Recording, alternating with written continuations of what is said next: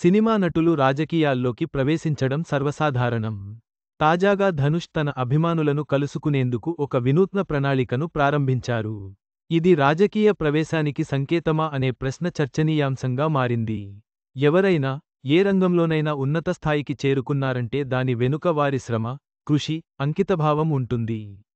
అలా సినీ రంగంలో నిరంతర శ్రమ, పట్టుదలతో శ్రమించి సాధించిన వారు ఎందరో ఉన్నారు.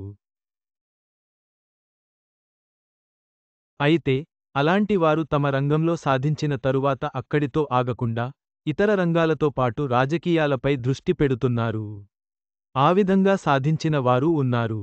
ఎన్టీఆర్, ఎన్జీఆర్, జయలలిత వంటి వారు సినిమా రంగంలో అశేష ప్రేక్షకుల ఆదరాభిమానాలను అందుకుని, రాజకీయరంగ ప్రవేశం చేసి ముఖ్యమంత్రులుగానూ ప్రజాదరణ పొందారు. ఆ తరువాత కమల్ హాసన్, విజయకాంత్ వంటి వారు రాజకీయ రంగప్రవేశం చేసి ప్రజల్లో ఉన్నారు.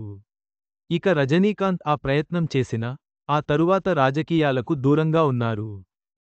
ఇప్పుడు విజయ్ రాజకీయాల్లో రాణించడానికి రంగంలోకి దిగారు. ధనుష్ కూడా అదే దారిలో అడుగులేస్తున్నట్లు తెలుస్తోంది. రజనీకాంత్, విజయ్ వంటి నటుల బాటలో ధనుష్ పయనించనున్నారు. అవును, తన అభిమానులను కలిసి వారితో ఫోటోలు దిగి ఉత్సాహపరచడానికి ఆయన సిద్ధమయ్యారు. అందుకు ప్రణాళికను ఇప్పటికే సిద్ధం చేసినట్లు సమాచారం. అందులో భాగంగా గత వారమే ధనుష్ తన అభిమానులను కలుసుకోవలసి ఉంది. అందుకు స్థానిక సాలిగ్రామంలో ఒక స్టూడియోను కూడా 25 వారాల పాటు వారానికి ఒక్కరోజు అభిమానులను కలుసుకునే విధంగా బుక్ చేసినట్లు తెలిసింది. నిజానికి గత వారమే ధనుష్ అభిమానులను కలుసుకోవలసి ఉందని, అయితే ఆయన కాలికి దెబ్బ తగలడం వల్ల ఆ వారం వాయిదా పడిందని సమాచారం. కాగా ఈ నెల 27వ తేదీ నుంచి ప్రతివారం 500 మంది అభిమానులను కలిసి మాట్లాడనున్నట్లు తెలిసింది.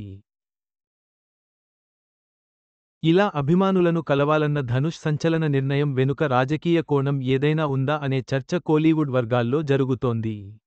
ధనుష్ యొక్క ఈ సంచలన నిర్ణయం రాజకీయ ప్రవేశానికి సంకేతమా అనేది ఇంకా తెలియాల్సి ఉంది.